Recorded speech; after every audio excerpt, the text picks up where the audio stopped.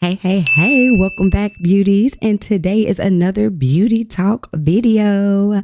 Before we get started, make sure that you go ahead and like and subscribe to the channel because we are on the road to 5,000 and I need your help to do it. So go ahead, hit that subscribe button and share this with somebody who you think would enjoy this content. And let's get into today's video.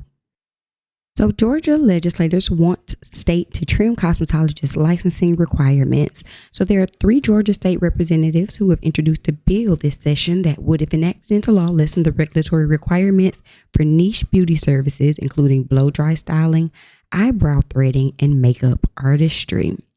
Specifically, the Niche Beauty Services Opportunity Act will allow Georgia residents to provide these services without the State Board of Cosmetology and barbers licensing them.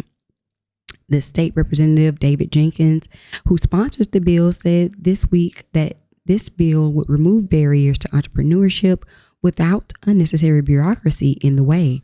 With the cosmetology bill, we are basically exempting practices that are proven safe that people do in their own homes. We allow people to do these very same things without a license if they work at a retail store or on a movie set.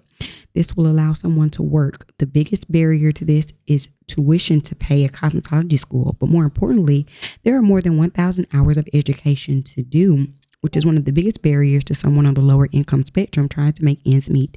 It is that much harder to take time out of life to get a license like this. We have State Representative Beth Camp, a Republican from Concord, one of the bill's 2 co-sponsors, said she's heard from opponents that a lack of licensing threatens basic hygiene standards. A cosmetologist who is unlicensed, it is argued, might accidentally wound another person with a cutting tool and potentially spread diseases. Camp said that to her knowledge, those arguments are hypothetical and she knows of no specific instances in which hygiene standards were breached. Quite frankly, for people who are unaware of proper hygiene practices, the cosmetology industry could come out with an information sheet and provide this information to individuals if they are worried about diseases being spread, Camp said. They go on to specify some of the things that they are wanting to include in this bill, such as threading. Says, quote, unlike Western hair removal techniques, threading does not involve skin-to-skin contact or the use of chemicals, heat, or sharp objects. And unlike waxing, threading carries no risk of skin removal or burns. It is also quicker and less expensive than other forms of hair removal. Camp says Georgians who engage in this type of work remain unlicensed and cannot come out publicly to fight the state's cosmetologist lobby. Quote, these people who enjoy their work, people want to pay them for this. Perhaps it is a side gig for them. They just cannot afford to go to school for a year and take a year out of their life to get a cosmetology license, Camp said. This is a right to work issue, in my opinion. When asked about how this year's bill might fare, the second co-sponsor, State Representative Kathy Mathiak, said she was uncertain. We will have to wait and see. Now, the state of Georgia has allowed people to provide services without license, such as braids and sew-ins, for many years now. So they're broadening it to makeup artistry and as well as threading and blow drying, which I can understand because you do not actually use any chemicals per se. But I don't know if I agree with this, especially when it comes to those people who are providing makeup services because of the lack of hygiene.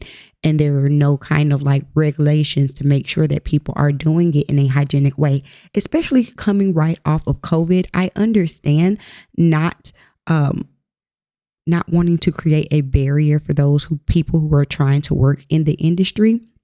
But I do think that hygiene is very important. And with all the rise of people discussing how unprofessional beauty services and cosmetology services have become, I think this is just going to be further of a disservice for those clients who are already complaining. Part of the reason that you go to beauty school is to learn professionalism and business practices. And that's why we're having such an influx of the rise of the terrible stylists, in my opinion.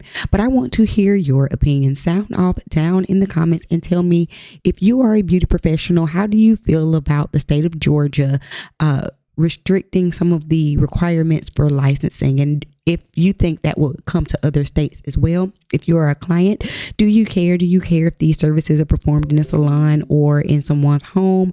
Will that make you not want to go to their home or not want to get these services? Y'all let me know. Sign off down below.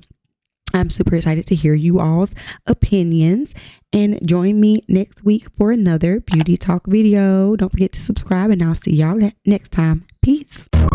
This is a quick snippet of my Go Without Glue course. Join this course if you are a woman suffering from alopecia so that you can learn how to choose, install, and maintain a medical wig. And for a limited time, I have a special promo code.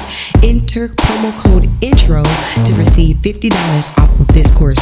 You do not want to miss it. Make sure you head on over to www.bssu.com and join my course today.